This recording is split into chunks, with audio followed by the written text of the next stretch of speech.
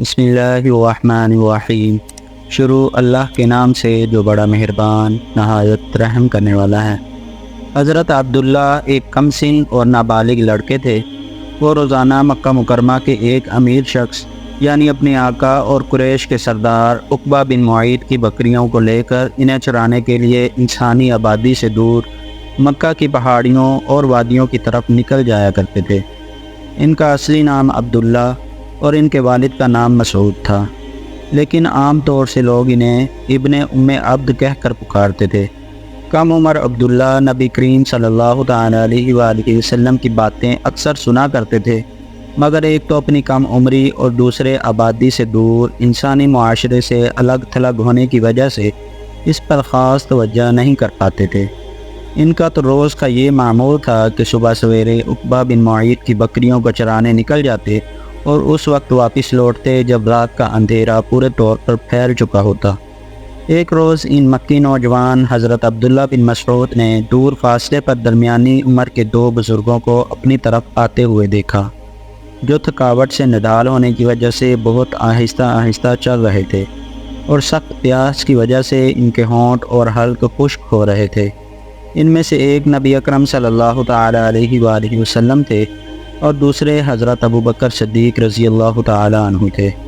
وہ دونوں حضرات ان کے قریب پہنچ کر رکے، انہیں سلام کیا اور بولے، اے لڑکے، ہمارے لیے ان بکریوں کا دودھ نکالو جس سے ہم اپنی پیاس بجھا سکیں اور اپنی رگوں کو تر کر سکیں۔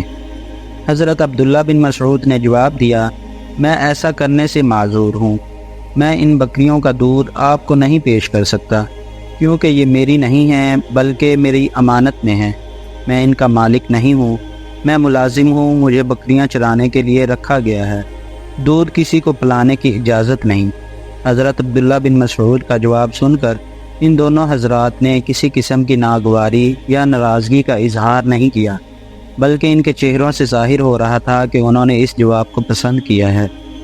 حضور اکرم صلی اللہ تعالیٰ علیہ وآلہ وسلم نے فرمایا، اچھا کوئی ایسی بکری بتاؤ جو ابھی چھوٹی ہو اور دودھ نہ دیتی ہو۔ حضرت عبداللہ بن مسعود نے اپنے قریب ہی کھڑی ایک چھوٹی سی بکری کی طرف اشارہ کر دیا۔ حضور اکرم صلی اللہ تعالیٰ علیہ وآلہ وسلم اس کے قریب تشریف لے گئے، اسے پکڑا اور اللہ تعالیٰ کا نام لے کر اس کے تھن پر ہاتھ پھیرنے لگے۔ حضرت عبداللہ بن مسعود نے حیرت کے ساتھ دیکھا اور اپنے دل میں کہا، بھلا اتنی چھوٹی عمر کی بکریاں بھی دودھ دیا کرتی ہیں؟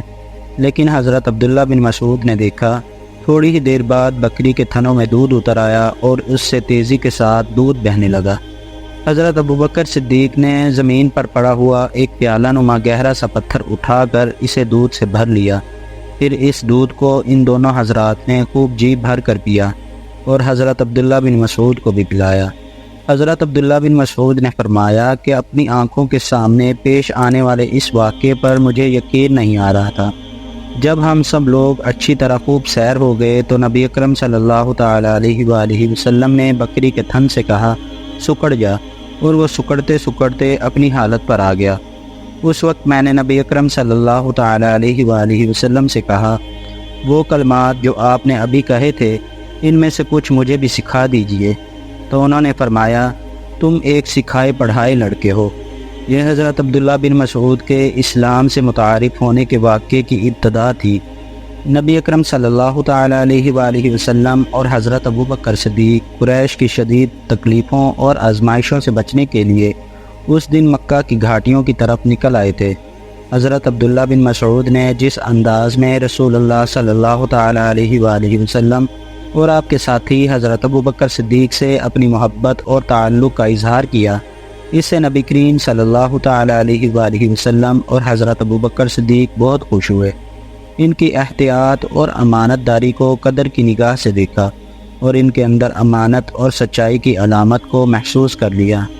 اس واقعے کے کچھ ہی دنوں بعد حضرت عبداللہ بن مسعود نے اسلام قبول کر لیا اور خود کو رسول اللہ صلی اللہ تعالیٰ علیہ وآلہ وسلم کی خدمت کے لیے پیش کر دیا، اور اسی روز سے وہ سعادت مند اور خوش قسمت لڑکا بکریوں کی نگرانی کے فریضہ سے نکل کر سرور کائنات صلی اللہ تعالیٰ علیہ وآلہ وسلم کی خدمت میں منتقل ہو گیا۔ حضرت عبداللہ بن مسعود رضی اللہ تعالیٰ عنہ ہر وقت سفر میں، حضر میں، گھر کے اندر اور گھر کے باہر سائے کی طرح آپ صلی اللہ تعالیٰ علیہ وآلہ وسلم کے ساتھ ساتھ رہتے تھے۔ جب آپ صلی اللہ تعالیٰ علیہ وآلہ وسلم سو جاتے تو وہ آپ کو بیدار کرتے، جب آپ غسل فرماتے تو وہ پردے کا انتظام کرتے، جب آپ گھر سے باہر جانے کا ارادہ فرماتے تو وہ فوراً جوتے مبارک آپ کے قدموں میں لا کر رکھتے، جب آپ گھر میں تشریف لاتے تو وہ اپنے ہاتھوں سے حضور اکرم صلی اللہ تعالیٰ علیہ وآلہ وسلم کے پاؤں مبارک سے جوتے اتارتے۔ وہ آپ صلی اللہ تعالیٰ علیہ وآلہ وسلم کے لیے چھڑی اور مسواک ہر وقت تیار رکھتے، اور جب آپ کمرے میں داخل ہونے کا ارادہ فرماتے تو وہ پہلے اس میں داخل ہوتے تاکہ کسی چیز سے آپ کو تکلیف نہ ہو۔ رسول اللہ صلی اللہ تعالیٰ علیہ وآلہ وسلم کے ساتھ ان کا قرب و تعلق کا یہ حال تھا کہ آپ نے انہیں ہر وقت اپنے گھر آنے اور تمام رازوں سے واقف رہنے کی اجازت دے رکھی تھی۔ اسی وجہ سے ان کو رسول اللہ صلی اللہ تعالیٰ علیہ وآلہ وسلم کے رازدان کہا جاتا تھا۔ حضرت عبداللہ بن مسعود نے رسول اللہ صلی اللہ تعالیٰ علیہ وآلہ وسلم کے گھر میں تربیت حاصل کی۔ انہوں نے اپنی زندگی کو آپ کے اخلاق و عادات کے مطابق بنا لیا اور ہر کام میں آپ کی پیروی کو اپنا مقصد زندگی بنا لیا۔ آپ صلی اللہ تعالیٰ علیہ وآلہ وسلم کی ہر عادت مبارکہ کو اپنے اندر سمونے کی کوشش کی، اس لیے کہا جاتا ہے وہ اپنے اخلاق و عادات کے لحاظ سے رسول اللہ صلی اللہ تعالیٰ علیہ وآلہ وسلم کے بہت زیادہ قریب تھے۔ انہوں نے رسول اکرم صلی اللہ تعالیٰ علیہ وآلہ وسلم سے دین کا علم حاصل کیا۔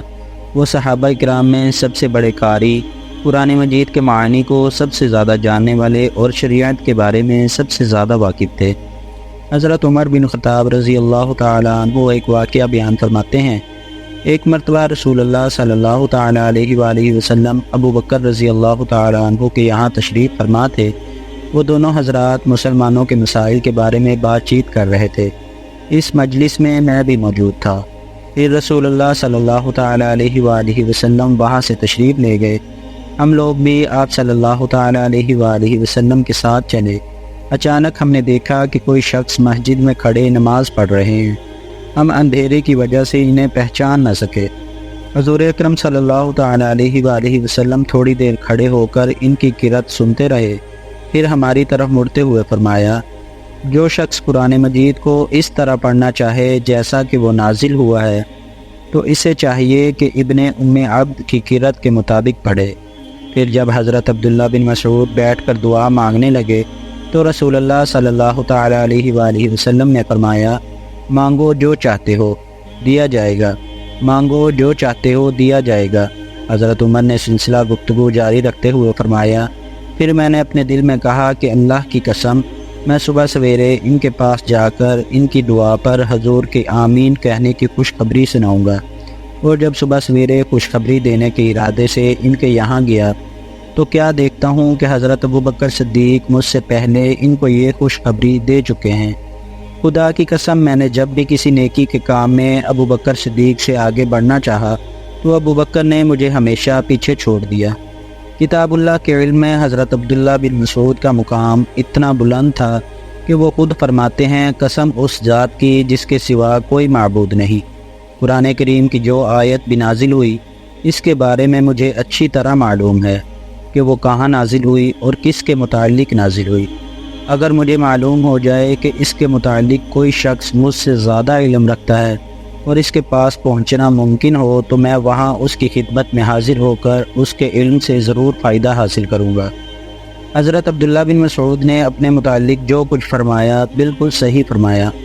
حضرت عمر بن خطاب رضی اللہ تعالیٰ عنہ ایک مرتبہ سفر کے دوران ایک قافلے سے ملتے ہیں۔ اندھیری رات ہونے کی وجہ سے قافلے کے لوگوں کو پتہ نہیں چل رہا اس قافلے میں حضرت ابن مسعود بھی ہیں۔ حضرت عمر رضی اللہ تعالیٰ عنہ ایک شخص سے کہتے ہیں، ان سے پوچھو آپ لوگ کہاں سے آ رہے ہیں؟ حضرت عبداللہ ابن مسعود نے جواب دیا، دور دراز جگہ سے۔ حضرت عمر نے فرمایا، ان سے پوچھو اور کہاں کا ارادہ ہے؟ حضرت ابن مسعود رضی اللہ تعالیٰ عنہ نے جواب دیا، بیت اللہ شریف کا۔ یہ عمدہ جواب سن کر حضرت عمر رضی اللہ تعالیٰ عنہ نے کہا، ضرور اس قافلے میں کوئی عالم ہے۔ پھر انہوں نے اپنے آدمی سے کہا، پوچھو قرآن مجید کی کون سی آیت سب سے عظیم ہے؟ حضرت ابن مسعود نے جواب دیا، اللہ لا الہ الا هو الحی القیوم لا تأخذہ سنۃ ولا نوم۔ اللہ وہ زندہ و جاوید ہستی ہے جو تمام کائنات کو سنبھالے ہوئے ہے، اس کے سوا کوئی خدا نہیں ہے، وہ نہ سوتا ہے نہ اسے اونگ آتی ہے۔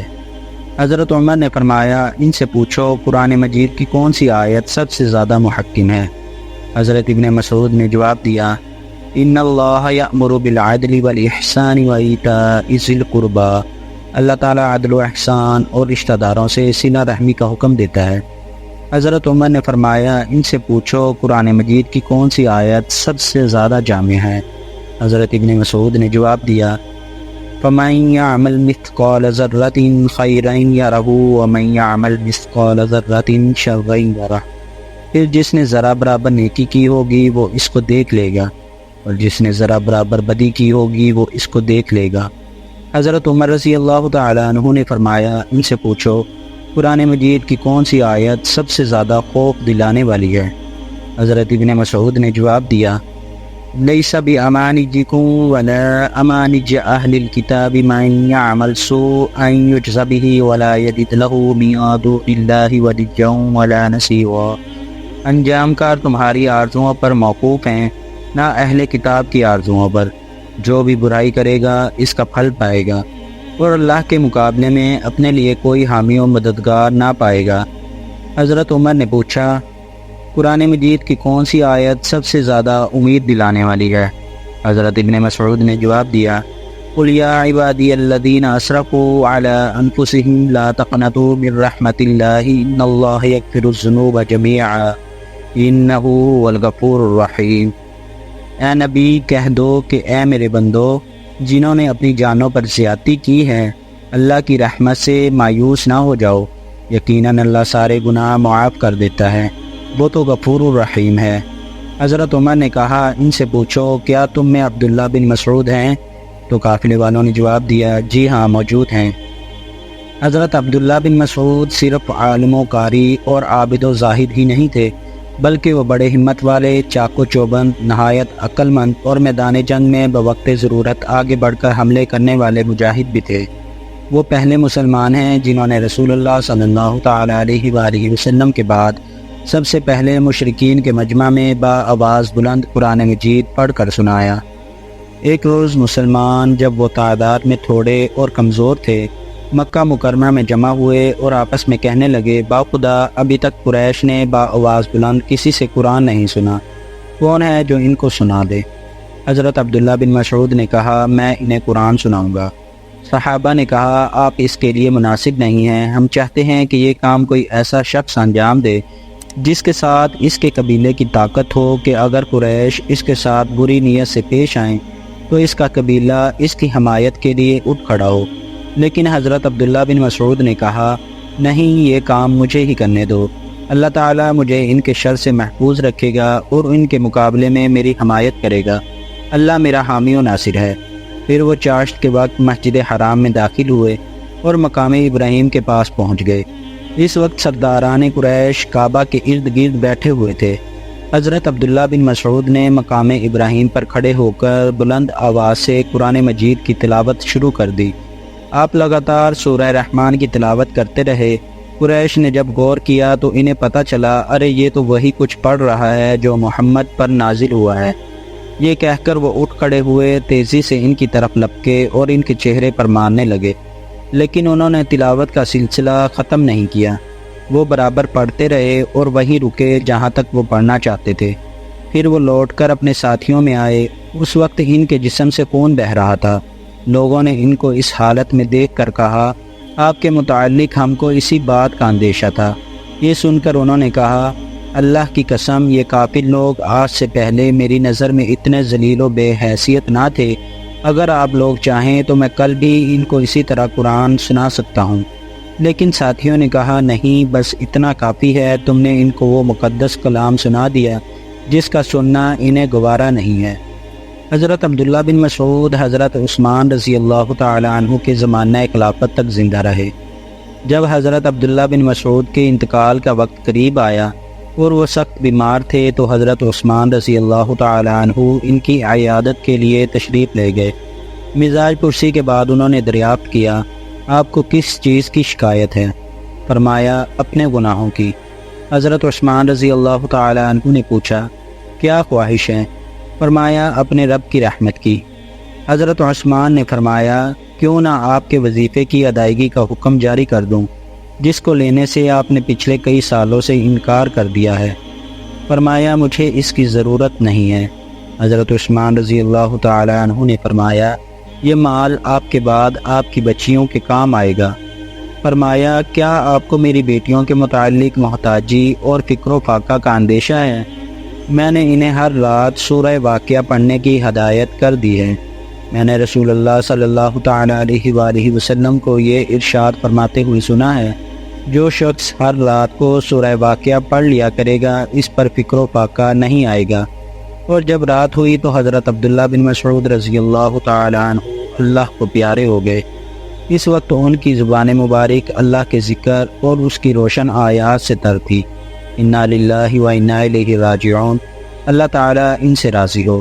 دنیا کو اللہ تعالیٰ نے اسباب کے ساتھ جوڑا ہوا ہے، ہر چیز کا سبب رکھا ہے۔ اسباب پورے کرنے کے بعد اور اسباب استعمال کرنے سے پہلے اللہ تعالیٰ سے دعا کرنی چاہیے اور بھروسہ اسی اکیلے اللہ پر کرنا چاہیے۔ دیکھیں آپ صلی اللہ تعالی علیہ وآلہ وسلم اللہ تعالیٰ سے بغیر بکریوں کے ہی دعا کے ذریعے دودھ مانگ سکتے تھے لیکن سبب اختیار فرمایا۔ اسی طرح ہمیں اپنے ہر کام کے لیے محنت کرنی چاہیے۔